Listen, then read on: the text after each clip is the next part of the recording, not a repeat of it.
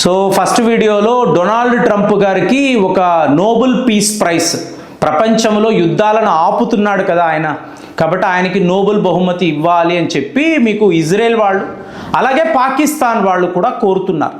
ఎందుకండి కోరుతారు? ఇప్పుడు చూడండి, పాకిస్తాన్ యొక్క air force chief Ahmed Siddu అంటారు కదా, ఈయన మొన్న అమెరికా వెళ్ళాడు. సో వెళ్ళినప్పుడు ఏంటి, మనము ఎయిర్ బేసెస్ అన్నాం, మీకు ఎక్కడెక్కడ ఎయిర్ బేసెస్ కావాలో చెప్పండి, మేము మీకు అప్పచెప్తాము అని చెప్పాడు అన్నాం. ఇవాళ వచ్చిన వార్త, ఈ వీడియోలో ఈ వార్త గురించే నేను మాట్లాడుతున్నాను. ANTPS 77 అంటారండి. ANTPS 77 ఇది ఏమిటి అంటే, అమెరికా వాడు పాకిస్తాన్ వాడికి ఇచ్చిన ఒక రేడార్ సిస్టమ్. అంటే రేపు భారత్తో యుద్ధము అన్నప్పుడు, భారత్ విమానాలు వస్తున్నాయి అన్నప్పుడు పాకిస్తాన్ని అలర్ట్ చేయడానికి అమెరికా వాడు వాడికి ఇచ్చిన అత్యుత్తమమైన రేడార్ సిస్టమ్. సో ఆ రోజుల్లో వెస్టర్న్ మీడియా, నీ దగ్గర TPS 77 కూడా ఉంది కదా, ఇంకేంటి అంటే TPS 77 ఇంటిగ్రేషన్ అంటే నీకు ఇంటెలిజెన్స్, సర్విలెన్స్, రికానెసెన్స్లో తిరిగే ఉండదు. ఈ ఇంటిగ్రేషన్ అనేది టాప్ క్లాస్. భారత్ ఏమీ చెయ్యలేదు, మేము ఉన్నాము. సో ఇలాగ అమెరికా వాడు వాడికి సపోర్ట్గా నిలబడ్డాడు. సో మొన్న ఆపరేషన్ సింధూర్లో ఒకే ఒక బ్రహ్మోస్ ఈ టోటల్ రేడార్ సిస్టమ్ అంతా పూర్తిగా ధ్వంసమయ్యి బూడిదయ్యి ఏం చెయ్యాలో తెలియని పరిస్థితిలో పాకిస్తాన్ యొక్క ఎయిర్ ఫోర్స్ చీఫ్ అమెరికా వెళ్ళి, చూడండి ఫోటోలు చూపించి, తుక్కు చేశారండి, బూడిదైపోయి ఉంది. ఇప్పుడు మేము ఎలా మమ్మల్ని కాపాడుకుంటాం? నీ వల్లే కదా, నువ్వే కదా మమ్మల్ని ఇలా తయారు చేసావు, శుభ్రంగా ఉండేవాళ్ళము. సో ఇవాళ నువ్వు ఉచితంగా ఈ రేడార్ సిస్టమ్స్ మాకు ఇవ్వాలి. ₹1 కూడా మేము ఇవ్వలేము, మా దగ్గర డబ్బులు లేవు, డొనేషన్ కింద ఈ రేడార్ సిస్టమ్స్ని మాకు పంపించు. క్లియర్గా పాకిస్తాన్ యొక్క ఎయిర్ చీఫ్ వాళ్ళ అధికారులను, అంటే అమెరికా యొక్క ఎయిర్ ఫోర్స్ అధికారులను క్లియర్గా అడుగుతున్నాడు, ఇస్తావా చస్తావా? ఒరే, నీ దగ్గర చైనా వాళ్ళ ఆయుధాలు ఉన్నాయి కదా, ఏమీ లేదు, వేస్ట్. వాళ్ళ ఎయిర్ డిఫెన్స్ సిస్టము మాకు ఏ రకంగా ఉపయోగపడలేదు. మేము దాడులు చేయడం కాదు, వాళ్ళు మా మీద అటాక్స్ చేస్తే మేము ఆపలేకపోయాము. సో ఇవాళ నువ్వు ఇది ఇచ్చావు అనుకో, ఎంతో కొంత ఉపయోగంగా ఉంటుంది, కానీ మా వద్ద డబ్బులు లేవు, మేము అడుక్కు తినేవాళ్ళము, ఇంతంత డబ్బు పెట్టి నీ దగ్గర కొనలేము, సో డొనేషన్గా ఇవ్వు. ఇప్పుడు ఇది ఎలా ఉందంటే, యునైటెడ్ నేషన్స్ జనరల్ అసెంబ్లీ అండి, అక్కడ ఆఫ్ఘనిస్తాన్పై ఒక తీర్మానం, ఒక రెజల్యూషన్ జర్మనీ వాళ్ళు రైజ్ చేశారు. ఆఫ్ఘనిస్తాన్ అంటేనే తాలిబాన్ అండి, తాలిబాన్ అంటేనే తీవ్రవాదులండి, అక్కడ ఎటువంటి హ్యుమానిటేరియన్ మీకు రైట్స్ అనేవి ఉండవు, మహిళలు పిల్లలు చిత్రహింసలకు గురవుతున్నారు, ఎక్కడా కూడా ఒక ప్రభుత్వము లేదు, సరైన పాలన లేదు, తినడానికి తిండి లేకుండా వాళ్ళందరూ కూడా ఇలా అయిపోతున్నారు. దీనికంతా కారణము చాలా అతి పెద్ద లెవెల్లో ఉండే తీవ్రవాదము. కాబట్టి మనం అందరము ఖండించాలి. ఇది జర్మనీ వాడు తీసుకువచ్చిన రెజల్యూషన్. ఇమీడియట్గా ప్రపంచ దేశాలంతా అవును, తాలిబాన్ అంటేనే తీవ్రవాదులు, ఆఫ్ఘనిస్తాన్ అంటేనే తీవ్రవాద దేశము, ఇలాగా అందరూ కూడా ఓటింగ్లో సంతకాలు పెట్టారు. రష్యా, భారత్ను మీరు చూశారనుకోండి, Russia happen to be the first country అండి, తాలిబాన్ ఒక ప్రభుత్వముగా గుర్తించారు. ఆఫ్ఘనిస్తాన్లో ప్రజలు ఎంచుకున్న ప్రభుత్వము ఇది అని చెప్పి రష్యా వాళ్ళు సర్టిఫై చేశారు. అంటే రికగ్నైజ్డ్ గవర్నమెంట్ అక్కడ ఉంది అని రష్యా వాళ్ళు చెప్తున్నారు. ఇక భారత్ విషయానికి వస్తే, మనం ఎప్పటిలాగే ఒక దేశాన్ని టార్గెట్ చేస్తే మనం అబ్స్టైన్ అవుతాం. సో ఇప్పుడు కూడా మాకు దీనికి ఎటువంటి సంబంధము లేదు.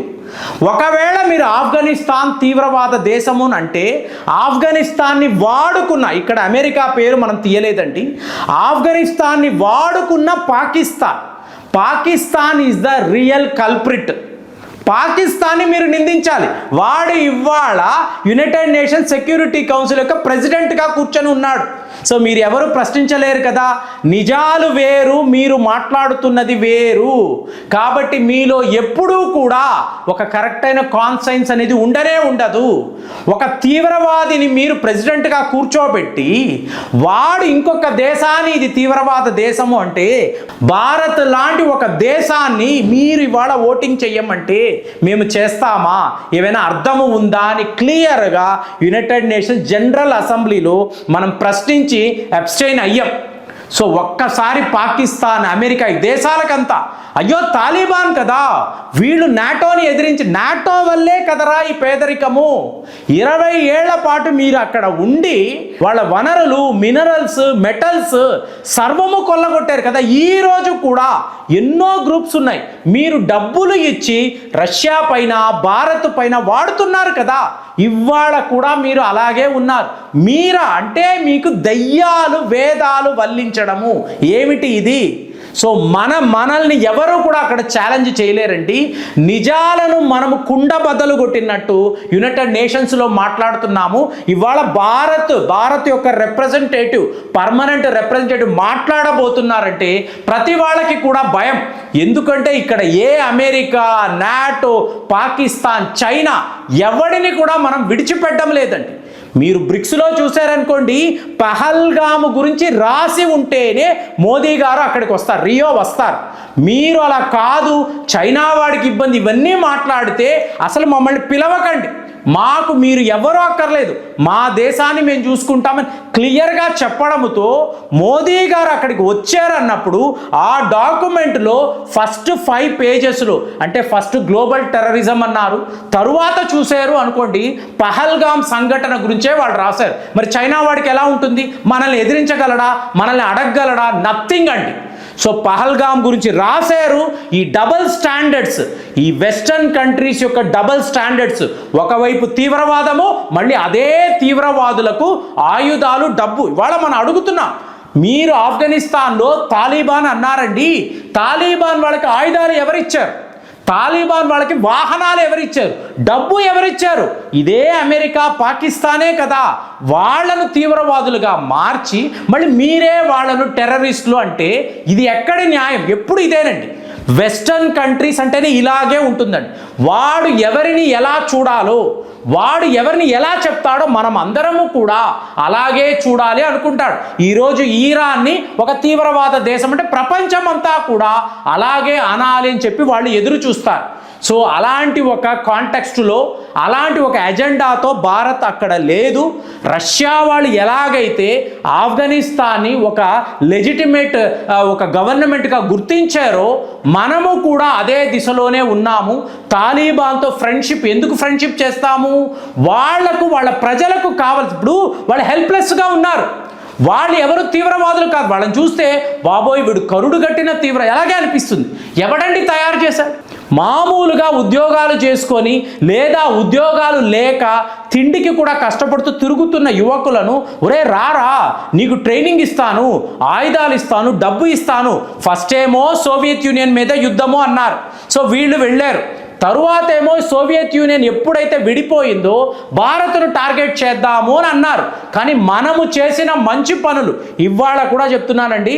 ఆఫ్ఘనిస్తాన్ వెళ్ళండి, అక్కడ ఉండే ప్రజలను అడగండి మీ ఫేవరెట్ కంట్రీ ఏది అంటే వాళ్ళు 100% భారత్ ఉండబట్టే మేము ఇలా ఉన్నాం, ఈ పూట కూడా 2 రొట్టెలు అనేవి తినగలుగుతున్నామని క్లియర్గా ప్రజలే చెప్తారు.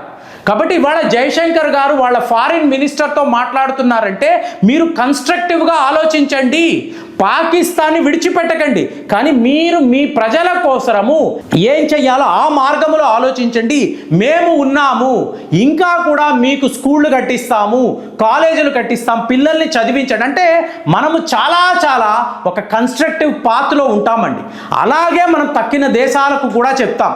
ఇది ఏది కూడా పట్టని అమెరికా, వెస్టర్న్ కంట్రీస్, పాకిస్తాన్ ఇంకా కూడా తీవ్రవాదాన్నే నమ్ముకుంటూ, అంటే మీకు పాకిస్తాన్ యొక్క ఎయిర్ ఫోర్స్ చీఫ్ వెళ్ళాడు అంటే మీకు అక్కడ అంటే తీవ్రవాదులు, అప్పుడు బలూచిస్తాన్ అన్నారనుకోండి, క్వాటా అన్నారనుకోండి, అక్కడ తీవ్రవాదులు ఉంటారు కదా. అదే ప్రాంతాల్లోనే మాకు ఎయిర్ బేస్ కావాలి అని చెప్పి అమెరికా వాడు అడుగుతున్నాడు, పాకిస్తాన్ వాడు ఇస్తాను అంటున్నాడు. అంటే వీళ్ళ మధ్య ఉండే ఫ్రెండ్షిప్ను చూడండి. ఈరోజు కూడా ఈ ట్రంప్ అనే కంపు దీనినే ఫాలో అవుతుంది అంటే వీళ్ళని ఏమనాలి? కాబట్టి వెళ్ళిన వాడికి వాడు ఉచితంగా రేడార్ సిస్టమ్ ఇచ్చినా కూడా మనమైతే ఆశ్చర్యపోక్కర్లేదు. తీవ్రవాదులు కావాలి అనుకుంటున్న అమెరికా వాళ్ళని ఇలాగే పెంచి పోషిస్తుంది. మరి ఈ పరిస్థితిలో భారత్ యొక్క యునైటెడ్ నేషన్స్ ఎదురుదాడి ఆఫ్ఘనిస్తాన్ కాదురా, ముందు పాకిస్తాన్ని టార్గెట్ చేయండి అని మనం చెప్పడము ఇవాళ ప్రపంచం అంతా కూడా షాక్కి గురై ఉంది. మరి ఇలా చూసినప్పుడు మనం ఇంత ధైర్యంగా ఇన్ని దేశాలను మనం సింగిల్గా ఛాలెంజ్ చేయడము ఎంత గొప్ప విషయం. కామెంట్స్లో రాయండి. మళ్ళీ వచ్చే వీడియోలో కలుద్దాం. జై హింద్.